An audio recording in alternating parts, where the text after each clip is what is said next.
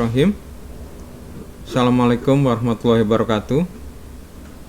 Selamat petang semuanya. Waalaikumsalam. Ah, Selamat datang buat Dimas. Sebelum kita mulai, mari kita berdoa terlebih dahulu. Bersyukur atas karunia kesehatan yang kita terima sampai saat ini. Kita bangun mulai tadi pagi sampai petang ini kita dalam keadaan kondisi sehat dan siap untuk menyerap ilmu, belajar tentang jurnalistik dan jurnalistik online. Ya, semoga perkuliahan petang ini lancar dan semoga kita mendapat ilmu yang bermanfaat, yang berguna bagi kehidupan kita. Berdoa menurut keyakinan masing-masing. Berdoa mulai.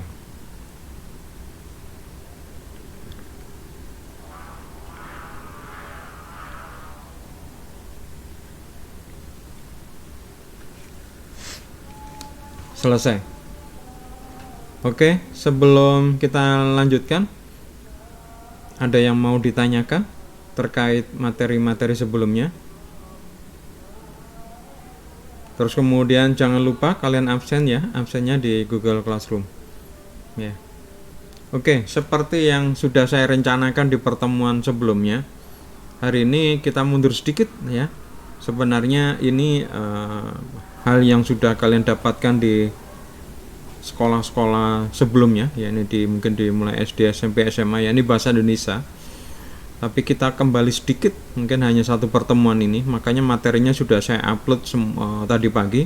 Silakan kalian pelajarin sendiri ya. Namun kita akan belajar secara sekilas dalam waktu 1 jam ini tentang bahasa Indonesia yang baik dan benar ya. Bahasa Indonesia yang baik dan benar berdasarkan ejaan yang disempurnakan. Kenapa sih kok kita belajar bahasa Indonesia? Bukankah mundur Pak Yusuf? Kok kita belajar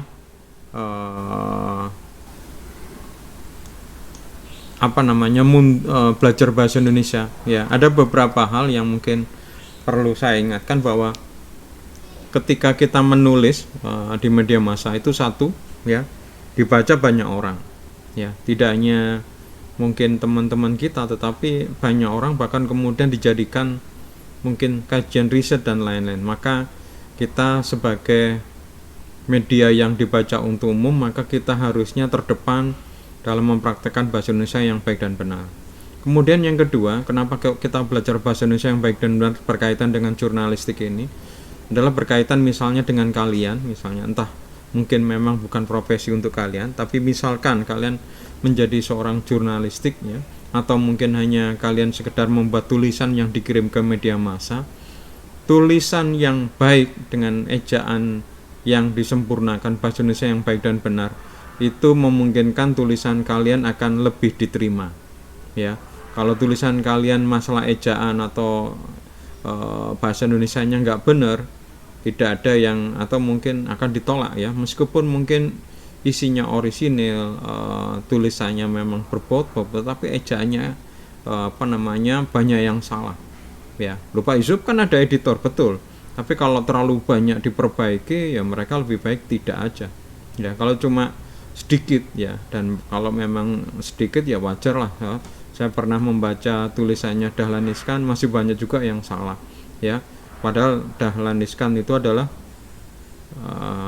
pemimpin redaksi Jawa Pos yang sudah sangat lama, dia jadi wartawan sejak muda, tapi kenyataannya juga masih banyak yang salah. Tapi saya lihat kesalahannya bukan karena disengaja, tetapi ada hal yang baru yang dia tidak menguasai. Alasan ketiga kenapa kita harus belajar bahasa Indonesia yang baik dan benar untuk jurnalistik ini, karena memang tulisan-tulisan kita ini nanti akan diarsip ya, disimpan dan dipelajari. Maka bahasa Indonesia yang baik dan benar ini harusnya memang akan menjadi pedoman bagi kita, karena bahasa Indonesia yang baik benar itu juga buat belajar mungkin bagi anak sekolah. Maka kita sekarang ini kembali lagi ke bahasa Indonesia yang baik dan benar. Ya, saya langsung aja. Sebenarnya untuk bahasa Indonesia yang baik dan benar itu banyak sekali kaidahnya, tapi saya hanya fokus kali ini untuk ejaan yang disempurnakan. Kenapa Pak Yusuf kok untuk ejaan yang disempurnakan? Karena tentu bahasa Indonesia yang kita pakai sekarang ini bukan kita gunakan untuk menggunakan komunikasi lisan seperti saya ini ya, seperti kalian juga menjawab atau apa. Tapi bahasa Indonesia yang kita yang pakai ini adalah bahasa Indonesia tulisan, jurnalistik. Maka saya pikir lebih tepat kita belajar bahasa Indonesia yang baik yang benar, khususnya untuk ejaan yang disempurnakan. Ya. Nah, ejaan yang disempurnakan ini sebenarnya sudah ditetapkan pemerintah sejak tahun 72 dan menggantikan ejaan bahasa Indonesia yang agak lama, yaitu ejaan Van Ophuijsen tahun 47, dan bahasa Indonesia atau bahasa Melayu sebenarnya sudah diterapkan atau dipakai oleh bangsa Indonesia mulai tahun 1920-an ya, tapi masih menggunakan ejaan lama. Contoh yang paling kalian perhatikan itu misalnya U itu tulisannya OE gitu ya, berarti merdeka atau gitu ya, karena U itu OE, itu contoh ya. Kemudian untuk huruf Y itu tulisannya J ya. Kemudian diperbaikin dan sekarang diperbaikin lagi dengan keputusan Menteri Pendidikan dan Kebudayaan Republik Indonesia tahun 1987. Kenapa sih kok kita juga belajar bahasa Indonesia? Karena jangan sampai kemudian kita yang dibaca untuk orang umum terus kemudian banyak yang salah, kemudian jadi bahan tertawaan. Contoh sederhana masalah penggunaan gelar ya. Nanti kita belajar di gelar itu kalau ada waktu, soalnya di slide-slide yang terakhir ya. Contoh misalnya yang benar itu gimana? Untuk dokter ya, dokter maksudnya perawat menyembuhkan penyakit.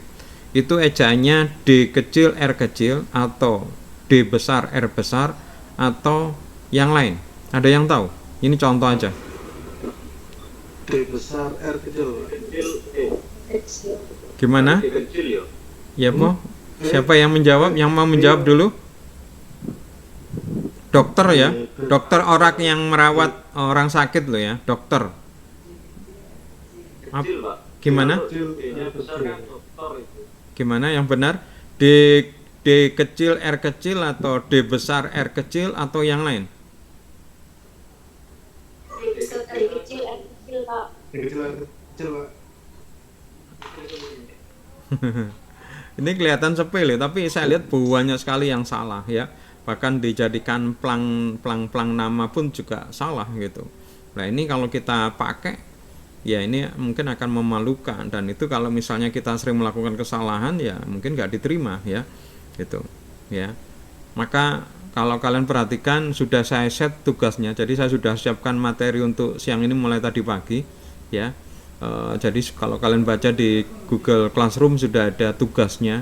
Tugas kalian adalah mencari 3 berita, terserah mau berita offline ya berarti kayak koran di potret gitu, atau yang koran online gitu yang ada di website, kalian screenshot.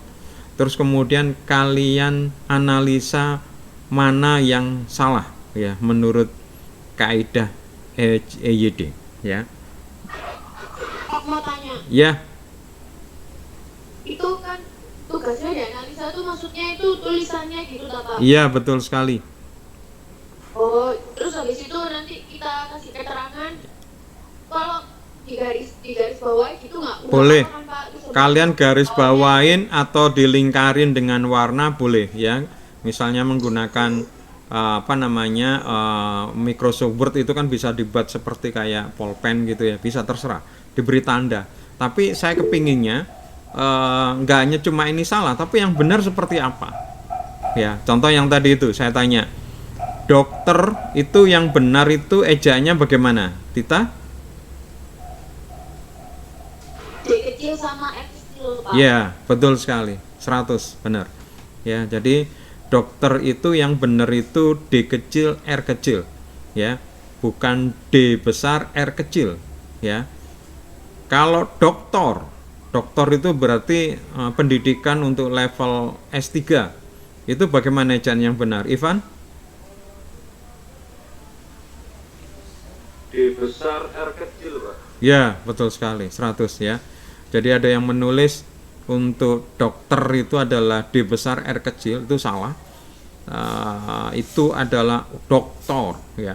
Yo, Pak Yusuf yang benar dokter itu D besar R besar, bukan. Ya. Gitu. Jadi itu ejaan yang benar dan itu masih banyak yang salah gitu ya. Maka kita harus ngikutin kaidah yang benar karena kita bacaan untuk umum ya, dan kita di Indonesia ya harus seperti itu. Makanya kita belajar bahasa Indonesia untuk khusus ejaan yang disempurnakan, bahasa Indonesia tulisan. Bahasa Indonesia lisan kita tidak saya bahas karena di sini lebih kaitannya dengan jurnalistik. Oke, kita lanjutkan ya. Contoh pemenggalan kata ya. Ini sangat penting sekali ya. Dimana kalau misalnya tulisannya itu dibatasin kolom, kemudian kolomnya itu memotong kata ya. Nah, ini saya lihat juga banyak kata yang salah. Pak Yusuf, pemotongannya sudah otomatis sama Microsoft Word. Iya, betul. Saya lihat langsung dipotong secara otomatis. Tetapi kadang karena Microsoft Word itu tidak dibuat oleh orang Indonesia, kadang pemotongannya kurang tepat. Ya, jadi kalau kita lihat, kalau misalnya ada dua vokal yang berurutan, maka yang dipenggal adalah di antara vokal tadi. Ya, misalnya saat, main gitu. Tapi kalau ada huruf diftong, ya diftong itu tidak boleh diceraikan. Jadi dijadikan satu. Ya. Jadi bukan jadi yang tadi itu bukan a ula gitu ya, jadi u-nya nyambung ke la gitu, karena kalau melihat ke atas kan berarti kalau ada dua vokal dipisah ya.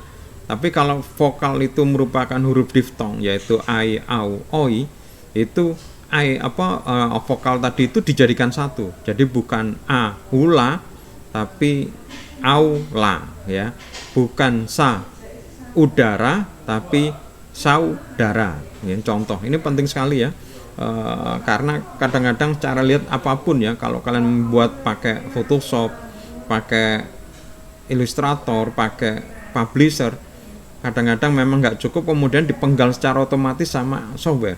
Nah, karena softwarenya ini bukan bukan bahasa Indonesia, bukan yang bikin bukan orang Indonesia, jadi kadang-kadang ejaannya kurang tepat. Ya. Yang lainnya kalau misalnya ada dua huruf vokal ya di antara konsonan, maka paling mudah adalah vokalnya yang pertama itu ikut ke depan ya. Jadi misalnya bapak A sama P gitu, atau A sama antara ba sama pa itu ada P-nya, maka mudah yang A ikut yang ba, A-nya pakai pai ya, bapak gitu ya. Jadi ini yang mungkin paling gampang ya. Bagaimana kalau kemudian ada dua huruf konsonan yang berurutan ya? Kalau tadi ada dua huruf vokal yang berurutan ya. Kalau yang atas ini kan gampang ya, antara dua huruf konsonan, jadi diantaranya itu ada vokal. Tapi kalau bagaimana kalau ada huruf konsonan ya? Tahu kan huruf konsonan? Jangan-jangan saya ngomong ini belum tahu. Huruf konsonan apa? Wildi ada nggak? Atau Septi? Apa huruf konsonan itu? Wildi naik bis, Pak. Will? Ya, Pak. Apa huruf konsonan itu?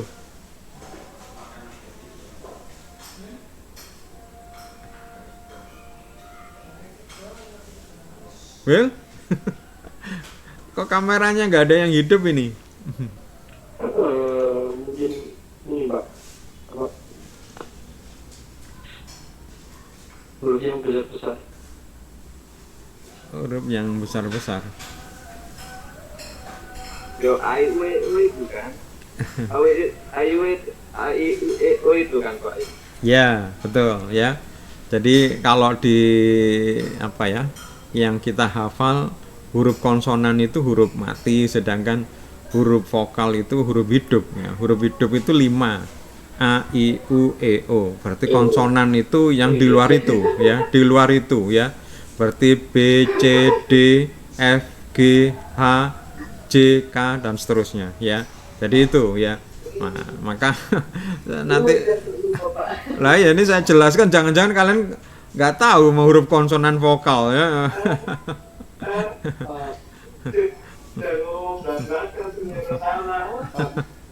Pak, Ya, apa? Wildy ya tanya. Pak, Ya? Dimas, Pak. Oh, Dimas. Apa, Dim? Kok buram, Pak? Gambarnya buram. Oh ya? Iya, buram sekali, Pak. Iya, Pak, buram, Pak. Oh, buram. 144, Pak. Ada. Buram sekali, Pak. Buram sekali. Di tempatku kok bagus ya? Mhm. Oh, yang beda, Pak. Hah? Kan Bapak yang upload. Oh, sebentar. Kotak-kotak, Pak. Oke. Buram, Pak. Mari, Pak. Ini wis 1080 ya, Pak. Malah. Wih. Aku nang Kurki ya. Oke, ini gimana kalau sekarang? Bagus nggak? Sekarang sudah bagus? Bagus. Hah? Nah, ya, Pak. Sudah jelas sekarang? Bagus. Tapi saya juga buka top sih. Ah, bagus sih, bagus. Bagus. Boleh. Oke, saya lanjut ya. Bagus. Ya. Bagaimana kalau ada dua huruf konsonan yang berurutan, ya? Dua huruf konsonan. Misalnya contoh mandi, di situ ada N sama D. DN sama D itu konsonan lah. Memotongnya bagaimana? Jadi hampir sama dengan yang tadi ya, kalau ada dua vokal yang barengan berarti dipisah antara dua vokal itu. Sama kalau ada konsonan yang bareng berdempetan maka dipisah ya. Misalnya mandi, caplok gitu. Bukan caplok gitu tapi caplok gitu ya. Kemudian sombong ya. April bukan April tapi April ya. Ini sering salah ini ya. Bukan potong pril gitu. Tapi April, swasta, bangsa. Kalau di sini kan jelas ST nyambung swasta, GS bangsa, ini paling enak ini. Ya kalau seperti ini malah makhluk ini 3 konsonan malah KH L gitu ya. Tapi KH ini sebenarnya adalah huruf terjemahan untuk Arab ya. Jadi ya itu jadi satu. Jadi bukan mak tapi mah pakai kho ya, makhluk gitu pakai KH. Bagaimana kalau 3 konsonan ya, 3 konsonan ya seperti instrumen gitu ya. Berarti yang dipisah adalah konsonan yang pertama, bukan instrumen tapi instrumen gitu ya. Bagaimana kalau infra, bukan, kalau ini mungkin enak infra gitu ya. Kemudian ultra, bangkrut ini 3 ya, GKR ya, bentrok, ikhlas ya. Bagaimana kalau kemudian ada imbuhan akhiran dan awalan ya, contoh misalnya makanan, an itu adalah akhiran, berarti dipisah adalah makan an gitu ya, bukan makanan tapi makan an gitu, makanan gitu ya. Bagaimana kalau merasakan? Kalau yang merasakan ini awalnya adalah kata aslinya, kata dasarnya adalah rasa, diberi imbuhan diberi akhiran kan. Maka pemenggalannya adalah merasakan ya. Membantu, kata dasarnya bantu, diberi awalan ya, membantu ya, pergilah ya. Jadi kalau kita lihat pemenggalan kata, kita lihat dulu bentuk dasarnya, kata dasarnya apa. Dan kalau bisa kata dasarnya itu setidak-tidaknya tidak dipenggal. Ya. Nah, tapi kalau ada akhiran i, itu tidak bisa dipenggal ya. Misalnya akhir i gitu, tapi akhiri gitu ya, tidak bisa dipenggal. Bagaimana kalau ada kata sisipan, imbuhan sisipan, kan tadi ada imbuhan itu awalan akhiran, sisipan itu di tengah-tengah ya. Contoh asli kata dasarnya itu tunjuk, diberi sisipan al, jadi telunjuk ya. Sambung ya, sambung diberi sisipan bukan kesini, diberi tambahan sinambung. Gigi menjadi tambahi al, geligi, atau tambahi sisipan gerigi ya. Nah, kalau seperti ini dipisah di apa namanya, dipisah di sisipannya. Sisipannya itu kan l, r kalau nggak salah ya. Nah itu berarti l berarti e-nya yang masuk di sebelumnya, sedangkan l masuk berikutnya ya. Oke, kalau pemenggalan kata saya lanjutkan. Bagaimana dengan pemakaian huruf besar? Nah ini sering kali ya. Saya sering juga memeriksa pekerjaan kalian, ini juga banyak yang salah ya. Padahal kalian harusnya sudah bagus ya tulisannya, apalagi kalau kalian nanti mengerjakan skripsi misalnya. Nggak tahu kalian ada skripsi atau enggak, kalau ketemu dosen pembimbing yang killer gitu itu bisa sangat-sangat diperhatikan huruf besar kecilnya ya. Huruf besar itu dipakai di huruf pertama kata pada awal kalimat ya. Misalnya dia mengantuk ya, D-nya besar ya. Huruf kapital dipakai sebagai huruf pertama petikan langsung. Petikan itu kutipan ya. Jadi ada sebuah kata langsung yang dikutip ya. Jadi contoh misalnya adik bertanya, berarti yang ngomong ini adik. Jadi katanya persis yang diomongkan oleh adik. Kapan kita pulang? Nah, K-nya ini harusnya huruf besar ya. Kemudian ini yang sering saya lihat banyak yang salah di sini ya. Ya ini adalah huruf kapital dipakai sebagai huruf pertama dalam ungkapan yang berkaitan dengan nama Tuhan dan kitab suci, termasuk kata ganti untuk Tuhan ya. Contoh misalnya Tuhan ya, jelas T di sini huruf besar ya. Tuhan akan menunjukkan jalan yang benar kepada hambanya. Nya ini siapa? Kata ganti Tuhan, maka N-nya di sini harus besar ya.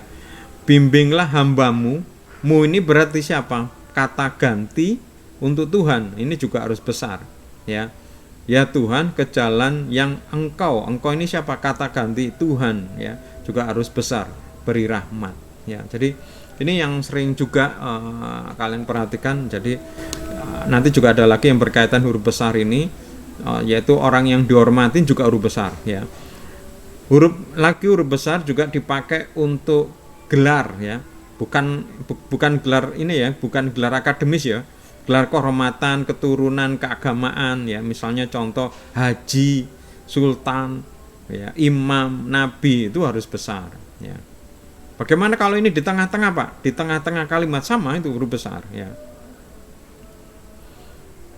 Kecuali ya itu bukan sebagai gelar tetapi sebagai kata. Ya, loh, apa maksudnya Pak? Kalau gelar tadi itu berkaitan dengan orang, ya itu harus besar. Contoh misalnya kita menyontoh perbuatan kurban ini yang dilakukan oleh Nabi Ibrahim dan Nabi Ismail. Nabi di sini merupakan gelar untuk Ibrahim dan Nabi yang berikutnya gelar untuk Ismail. Jadi N di Nabi Ibrahim harus besar, N di Ismail juga harus besar. Beda kalau misalnya makhluk yang manusia yang perangainya baik adalah nabi. Nah, ini nabi kata di sini bukan merupakan gelar tetapi adalah sebuah kata penjelasan. Ini kecil aja nggak apa-apa ya, bukan dibesarkan. Kalau dibesar salah justru, karena di situ bukan gelar tetapi hanya sekedar kata ya. Misalnya tampak kejauhan orang-orang menggunakan topi haji gitu. Nah, haji di sini maksudnya adalah bukan gelar tapi bisa kecil ya. Kemudian berikutnya ya. Nah, ini yang saya jelaskan tadi. Kalau itu tidak sebagai nama gelar, hurufnya kecil ya. Dia baru saja diangkat menjadi sultan. Tahun ini ya pergi naik haji ya. Haji di sini adalah kata biasa ya, kata tadi itu ya. Manusia yang manusia yang baik akhlaknya adalah nabi, itu huruf kecil ya. Huruf ya, ini kita harus banyak belajar untuk kapital, ini banyak sering salah ya. Huruf kapital dipakai sebagai huruf pertama unsur nama jabatan dan pangkat yang diikuti nama orang atau yang dipakai sebagai pengganti nama orang tertentu, nama instansi atau nama tempat. Misalnya wakil presiden ya, W sama pre harus besar. Perdana menteri juga harus besar ya. Huruf kapital tidak dipakai sebagai huruf pertama kalau tidak diikuti sebagai gelar. Gubernur, siapa gubernur yang baru dilantik? Gubernur ini bukan gelar, jadi kecil. Ya, kemarin Brigadir Jenderal Ahmad, berarti Brigadir Jenderal ini adalah gelar untuk Ahmad. Dilantik menjadi Mayor Jenderal, tapi Mayor di Jenderal di sini hanya sekedar pangkat, ya, jadi kecil. Ya. Kemudian juga, ini yang kadang-kadang banyak sekali, khususnya kalau kalian misalnya sepele aja, misalnya kemarin saya mulai ngajar untuk VMC J02 ya di kelas kalian ya. Misalnya saya minta, coba kalian memperkenalkan diri ya, karena kan kita bikin grup ya, grup WA. Nah ini banyak yang salah, harusnya nama atau huruf tiap kata nama itu besar. Perkenalkan, nama saya Muhammad Yusuf, M-nya besar, Y-nya besar, ya kayak gitu, ya. Bukan lupa kan Muhammad Yusuf kan di tengah-tengah kalimat, bukan di depan. Harusnya M sama Y-nya kecil, bukan. Di sini adalah nama. Kalau nama huruf pertamanya besar, gitu, ya. Jadi misalnya Halim Perdana Kusuma, Perdana Kusumanya bukan di awal, tapi tetap harus besar, ya. Tapi kalau itu hanya sebagai satuan atau sudah sesuatu yang umum, nggak perlu besar ya. Misalnya diesel itu nama orang ya, tapi nggak perlu mesin diesel huruf besar. Volt itu juga nama orang ya, tapi nggak perlu besar ya. Kemudian juga adalah juga digunakan sebagai nama bangsa, suku bangsa dan bahasa. Misalnya bangsa Indonesia, I-nya besar. Suku Sunda besar ya. Tapi huruf kapital tidak dipakai sebagai huruf pertama nama bangsa, suku bangsa yang dipakai sebagai bentuk dasar kata turunan. Ya, jadi artinya bukan sebagai nama tetapi hanya sekedar turunan. Contoh misalnya mengindonesiasikan kata asing. Artinya di sini kata Indonesia ini bukan sebagai kayak nama bangsa, tapi di sini adalah memaksudkan adalah memiliki arti diindonesiakan kata Indonesianya atau ke Inggrisan. Maksudnya di sini Inggris di sini bukan bangsa tetapi maksudnya ngomongnya itu diselipi dengan kata-kata Inggris ya.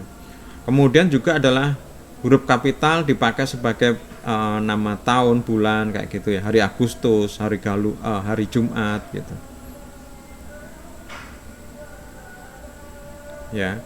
Juga sebagai nama geografi.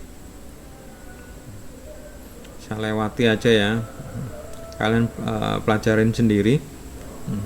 Karena tapi yang jelas ini penting sekali dan saya selalu banyak salah. Oke, sekarang yang ini. Nah, ini yang sering sekali.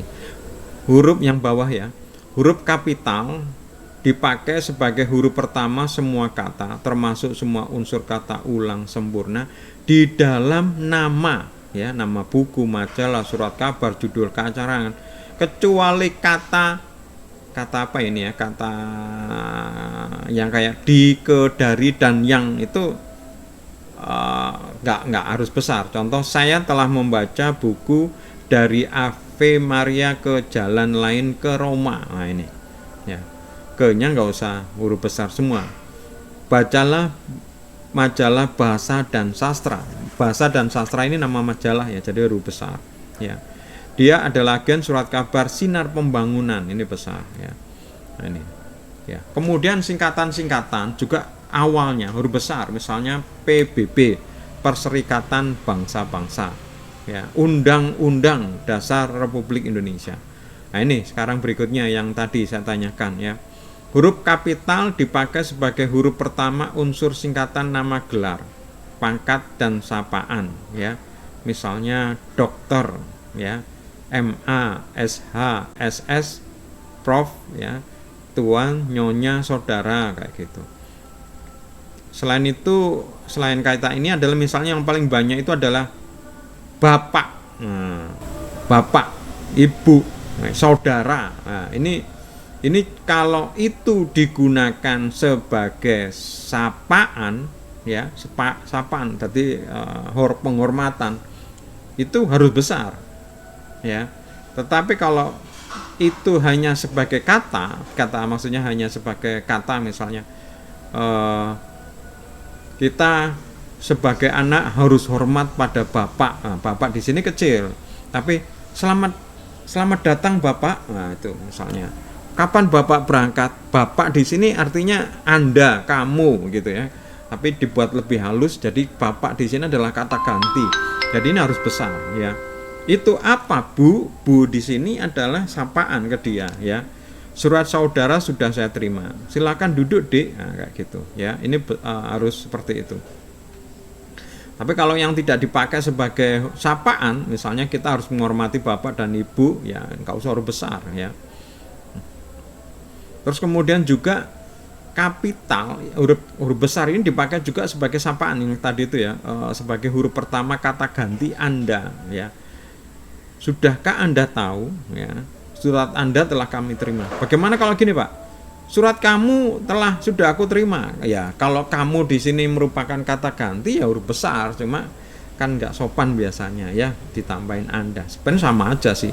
Kamu, kau gitu, engkau, surat engkau sudah aku terima ya bisa cocok, tapi nggak sopan ya. Nah sekarang ini yang berikutnya, pemakaian huruf miring ya. Huruf miring dipakai untuk menuliskan nama buku, majalah, surat kabar yang dikutip dalam tulisan ya. Terus kemudian juga huruf miring dipakai untuk menuliskan nama ilmiah atau ungkapan asing. Nah, ini yang sering salah ini saya lihat ya.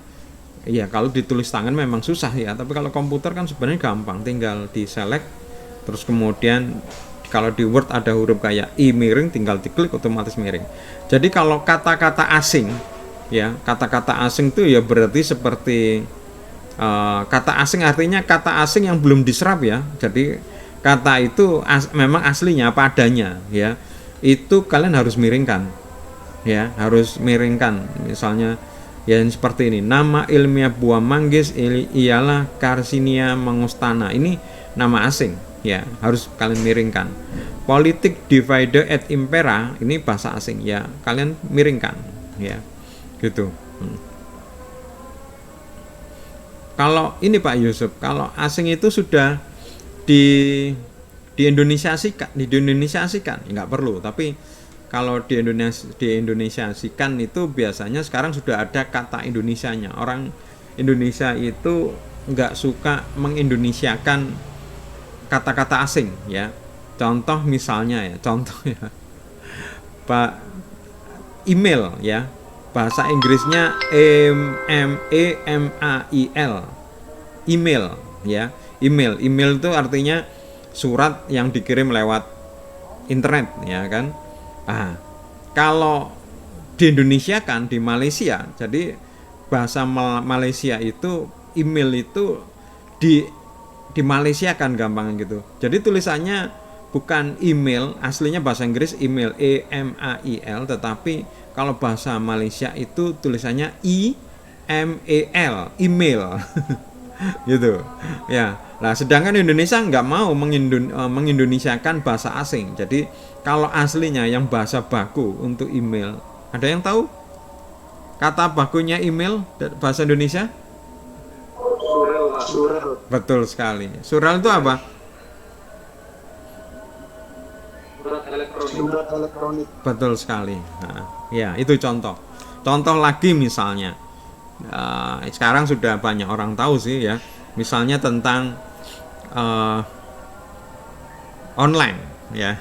Kalau di negara lain misalnya mungkin bisa saja online itu diserap ya, jadi di misalnya bahasa Indonesia di Indonesia kan, tapi Indonesia nggak mau.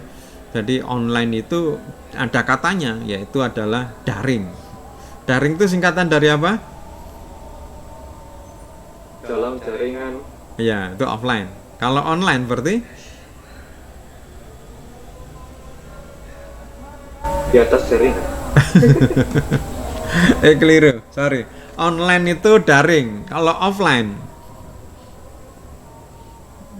Tatap muka kalau kan ada.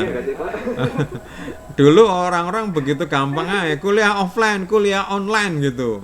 Akhirnya tahu bahasa Indonesia yang baik, yang benar bukan begitu, karena orang Indonesia nggak suka mengindonesiakan kata-kata asing gitu, jadi diserap apa adanya. Jadi online itu ada katanya sekarang ya, ini adalah daring ya. Daring itu berarti di dalam jaringan, yaitu internet itu.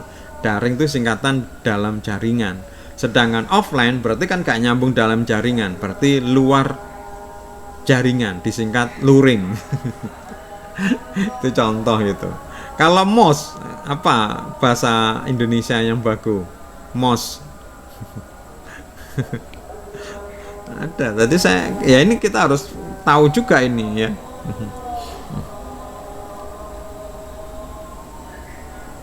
Berikutnya adalah kata yang berupa kata dasar ditulis sebagai satu kesatuan.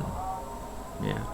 Imbuhan awal sisipan akhirnya ditulis serangkai dengan kata dasarnya. Bergeletar, dikelola ya. Oke.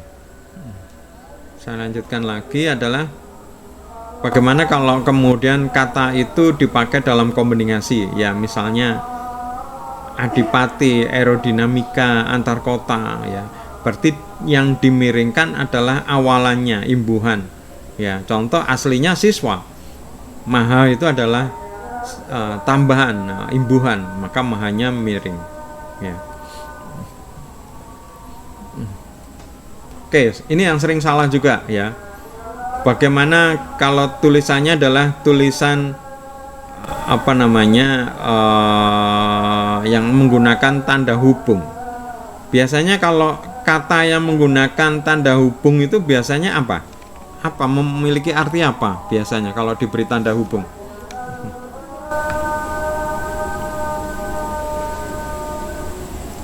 Hilda? Kata sambung, Mbak.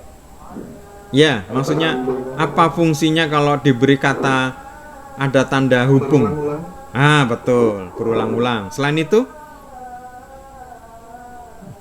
Betul, berulang-ulang. Ya. Lebih dari satu. Lebih dari satu, betul sekali. Ada lagi? Kalau diberi tanda hubung? Lebih besar. Lebih besar. Ya, bisa. Nah, ada lagi yang lain? Intinya lebih, Pak. Intinya lebih. Ya, maksudnya di dalam bahasa Indonesia ada kata hubung ya, diberi tanda kayak tanda hubung itu memiliki beberapa apa ya arti ya. Yang pertama berulang-ulang, tadi benar ya. Dan contoh misalnya mondar mandir, ini berulang-ulang ya. Kemudian tukar menukar ya, seperti itu. Terus kemudian berikutnya adalah apa namanya lebih dari sekali. Tadi siapa yang ngomong tadi? Ya bisa saja kayak misalnya terus menerus, ini enggak lebih dari sekali, terus gitu ya, berjalan terus menerus. Tapi bisa saja ulang ini memang sebuah kata yang sudah merupakan arti itu. Misalnya contoh biri-biri gitu, nggak ada kata biri. Ya, makanya biri sebagai kata benda loh ya. Birimu berapa gitu kan, nggak ono. Birimu yang putih itu ada nggak gitu kan, pasti biri-biri loh Pak. Padahal biri-biri saya itu loh cuma satu, ya tetap biri-biri, karena biri-biri di sini artinya adalah apa namanya adalah nama gitu ya. Contoh laba, ya laba-laba, meskipun cuma satu ya laba-laba karena namanya memang begitu. Apalagi misalnya cumi-cumi gitu ya. Beli cumi gitu ya, normalnya cumi-cumi gitu ya. Kemudian lumba, betul, lumba-lumba. Jadi memang ya kupu misalnya, kupu-kupu, bukan karena memang berulang-ulang atau lebih daripada satu, karena memang itu benda. Berikutnya adalah dengan menggunakan minus itu menjadi lebih ya, apa ya, entah lebih banyak, lebih sedikit ya, seperti itu. Contoh misalnya anak-anak gitu, ini sudah banyak gitu ya. Porak-poranda, porak itu sudah kelihatan berantakan, porak-poranda itu sudah berantakan gitu ya. Contoh seperti itu. Tunggang langgang, tunggang itu sudah lari terbirit-birit ya, wis birit-birit. Itu tambah langgang wis gak karu-karuan ya. Kemudian seperti itu ya. Banyak ya. Lah, kalau bentuk ulang harus ditulis lengkap dengan menggunakan tanda hubung ya. Bagaimana kalau ada kata-kata yang sifatnya kata majmu ya. Nah, ini juga harus ditulis terpisah ya, tidak digabung seperti ini. Ya, misalnya sapu tangan gitu. Sapu tangan ini benda itu ya maksudnya ya. Kalau sapu memang punya arti, tangan punya arti. Tapi yang kain yang kita masukkan di dalam saku kalau membuat menghapus keringat atau mulut, itu artinya itu di Indonesia punya arti, punya kata sendiri namanya sapu tangan gitu loh. Dan ini bukan diberi tanda pisah, yaitu sebuah dua kata majmu istilahnya ya. Ya itu memang harus ditulis apa adanya, tapi nggak boleh digabung gitu loh ya. Nggak boleh diberi juga tanda minus ya gitu, tanda hubung ya, karena itu sudah menjadi kesatuan. Contoh duta besar, memangnya ada yang duta kecil? Ada pak itu loh kurus ya, maksudnya meskipun dia kurus, meskipun dia kecil, kalau jabatannya duta besar ya namanya ya duta besar. Orang tua loh pak, orang tua itu loh anak dia loh baru umur 20, mohon maaf dia menikah kecelakaan pak. Meski umur 20 dia namanya orang tua. Padahal belum tua ya kan, kayak gitu ya. Ya memang begitu ya. Nah, terus kemudian bagaimana kalau harus gabungan kata? Ya ini harus digabung ya. Kayak sapu tangan. Oh ini tadi ya digabung ya. Oke. Terus kemudian bagaimana kalau ada tambahan ya, misalnya singkatan dari kata sapa, engkau, aku, engkau jadi kau, aku menjadi ku gitu. Kamu cuma singkatmu, dia menjadinya gitu. Itu harus disambung ya. Bukuku bukan buku spasi ku gitu ya, bukumu ya kayak gitu. Nah ini yang kemarin saya tanyakan di pertemuan sebelumnya, kata depan ini yang banyak salah ini ya banyak salah ya. Kata depan di, ke, dan dari ditulis terpisah dari kata yang mengikutinya, kecuali di dalam gabungan kata yang sudah lazim dianggap sebagai satu kata. Seperti kepada ini sudah lazim ya, bukan kepada tapi sudah lazim. Daripada ini juga tapi kalau misalnya di dalam lemari, D-nya dipisah gitu. Di Mas bukan di Mas nama, tapi Mas ini adalah Masjid Agung Surabaya, harus dipisah. Bermalam semalam di sini dipisah. Di mana di sama mana ini dipisah ya. Mereka ada di rumah. Ini kata depan ya, kata depan ya. Jadi kalau kata depan harus dipisah ya.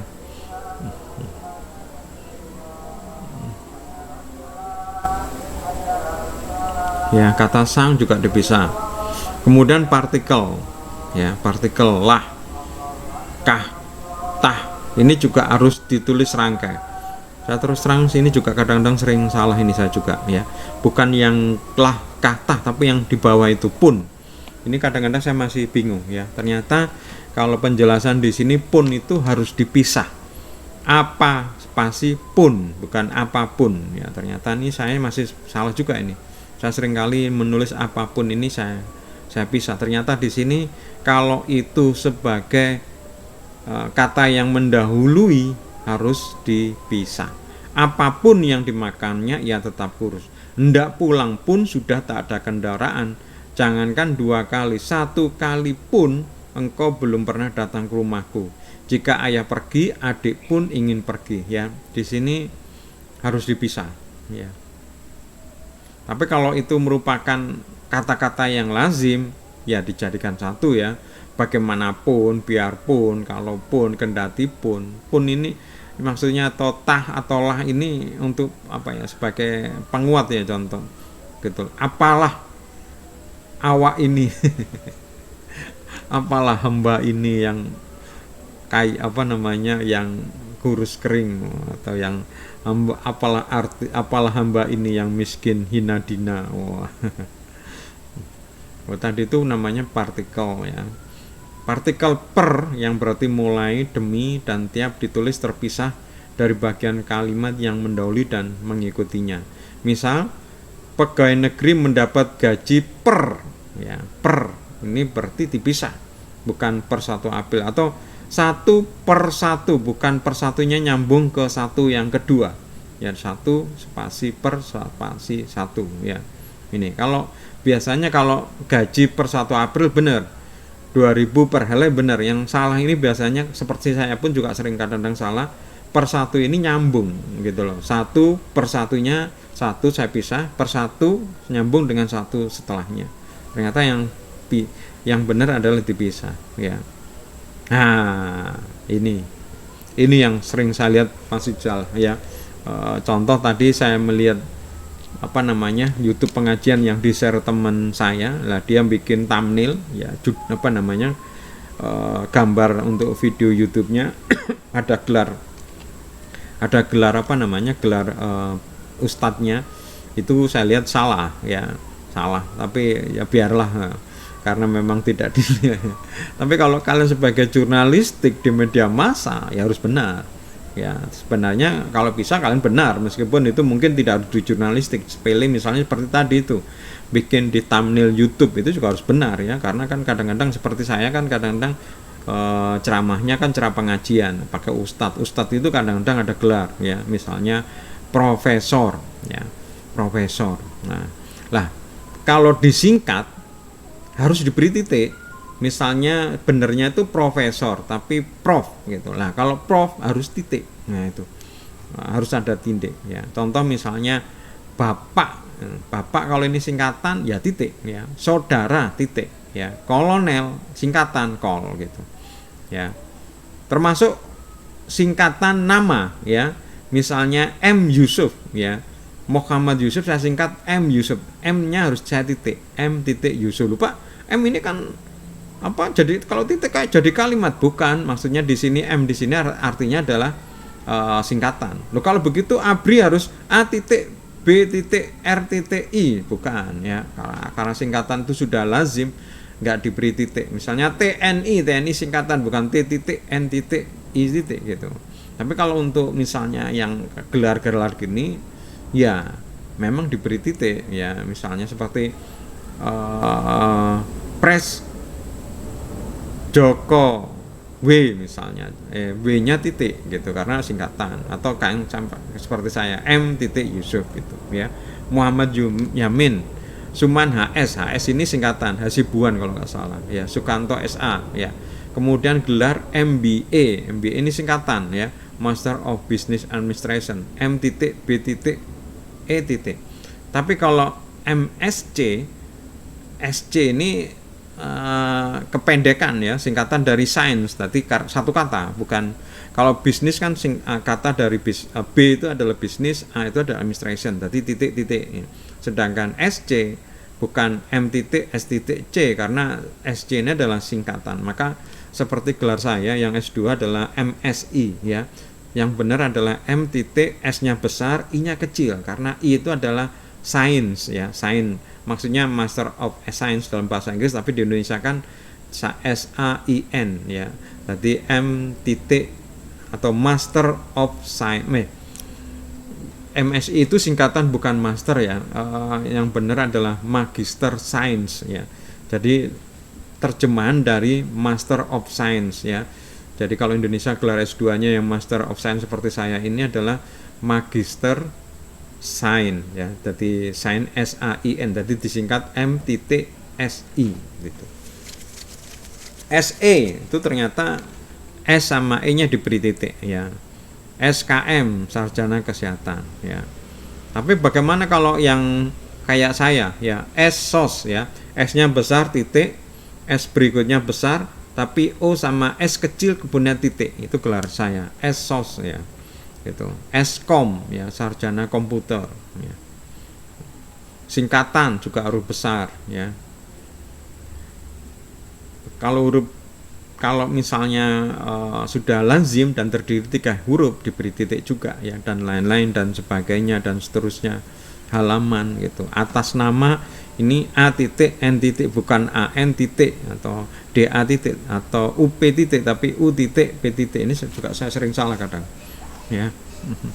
Kalau ini singkatan itu. Nah, sekarang kalau tadi itu singkatan ya, sekarang ada akronim. Akronim sebenarnya singkatan tapi jadi nama ya, jadi kata ya. Orang padahal itu singkatan tapi sudah enak gitu ya. Dibuat menjadi apa ya, bisa dibaca ya, diberlakukan sebagai kata ya. Kalau ini harus huruf besar semua. Ikip pasi gitu ya. Jadi ngomongnya bukan PASI tapi kadang-kadang orang nyebut pasi gitu. ABRI bukan ABRI gitu misal, atau TNI gitu. Tapi nah kalau TNI kan nggak ada jadi nama ya, ya harus gitu semua gitu. Tapi kalau ABRI bisa dicontoh SIM, IKIP gitu. Yang lagi misalnya AKABRI. AKABRI ini kan singkatan tapi enak. Jadi kalau seperti ini cuma awal depannya aja ya, Bappenas. Nah ini pemilu ya, pemilu kan pemilihan umum. Kalau digabung ya seperti itu ya. Jadi ditulis dengan huruf kecil. Wah ini banyak sekali. Berikutnya adalah angka ya. Bilangan. Nah ini alamat. Nah ini alamat juga yang mungkin perlu kita pelajarin ya. Alamat kalau nomor itu disingkat ya, tadi kembali ke tadi titik ya. Oh ya, sekarang berikutnya adalah ini yang sering salah. Penulisan angka ya.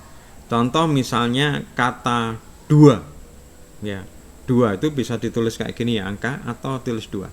Kalau angka itu ada di awal kalimat harus ditulis dengan huruf, nggak boleh dengan angka ya. Contoh misalnya 2 orang itu pergi ke kantor. 2 di sini karena di awal nggak boleh ditulis angka 2 orang, tapi ditulis DUAE, D-nya besar, U terus A gitu ya. Itu yang benar. Ini sering saya lihat salah ya. Jadi kalau angka ya, angka kalau itu di awal kalimat harus menggunakan huruf ya, menggunakan kata, tidak boleh kata angka ya, tidak boleh menggunakan simbol angka ya, harus lengkap ya gitu ya.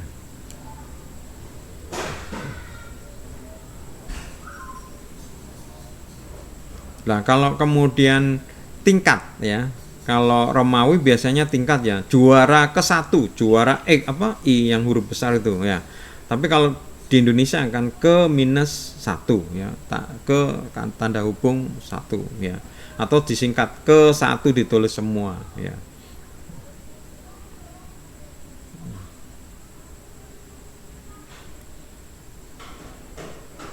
Tapi kalau angka itu ada di tengah kalimat atau di akhir nggak apa-apa ya, ditulis misalnya Amir menonton drama itu sampai 3 itu diberi angka, nggak apa-apa.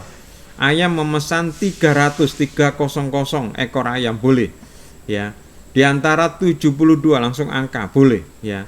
Tapi kalau di depan ya, kecuali kalau angka itu banyak ya, angka itu banyak, misalnya 1984 orang telah diwisuda hari ini.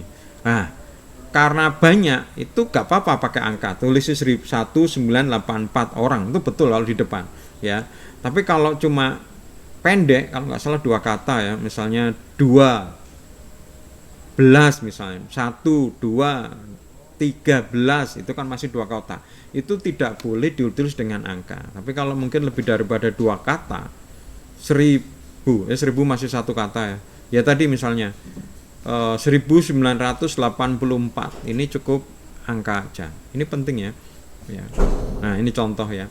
15 ya, ini harus ditulis lengkap ya, bukan angka 15 ya, bukan 15 orang ya, 250 salah ya. Tapi kalau mau menggunakan angka boleh kalau bukan di awal. Pak Darmo mengundang 250 dengan angka, boleh ya. Tapi kalau 250 orang tamu diundang Pak Darmo salah. Tapi yang benar 250 orang diundang Pak Darmo ya. Tapi ini 250 ini 4 kata ini ya, ini mungkin boleh seharusnya ya, berarti harus lebih banyak lagi ya. Nah ini angka dan bilangan ya. Bilangan tidak perlu ditulis dengan angka dan huruf sekaligus dalam teks kecuali di dalam dokumen resmi seperti akta dan kwitansi. Artinya kita tidak perlu menulis ada angka dan huruf ya. Misalnya di kantor kami mempunyai 20, terus kemudian ada 20 gitu. Nggak perlu, cukup aja angka atau mempunyai 20 ya. Karena sudah paham, kecuali kalau memang dimaksudkan untuk sebagai dokumen resmi seperti akte, kwitansi, undang-undang gitu. Karena mungkin aja salah ketik ini 10 ini apa gitu ya, jangan-jangan gitu. Jadi diberi penjelasan supaya lebih jelas bahwa yang dimaksudkan itu ya. Nah ini kalian baca ya, ini penting sekali tanda titik ya. Tanda titik di kalimat ya, bukan tanda titik yang tadi itu. Tanda titik ya biasanya dipakai di akhir kalimat ya.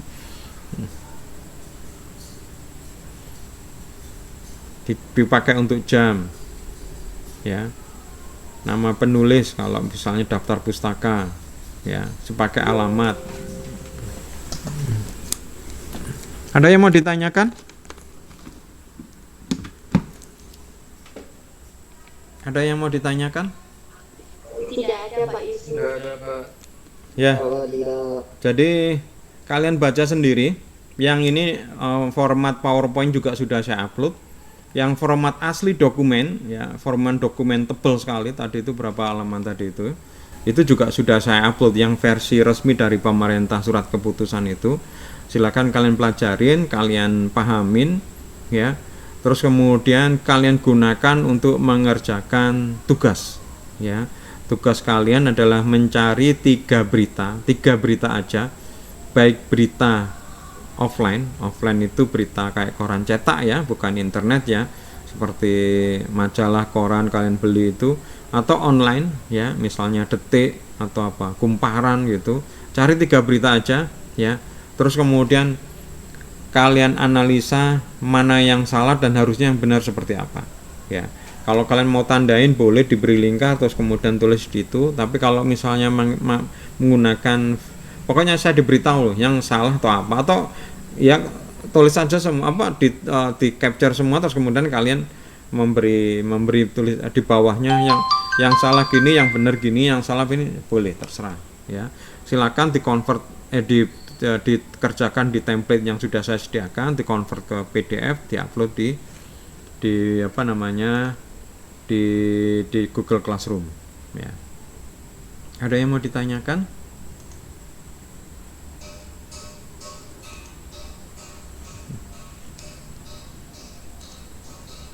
Oh, nggak ada yang menyala ini kameranya. Cuma Ivan aja, tapi Ivan gak jelas gambar apa ini. Sambil ngetes Pak soalnya.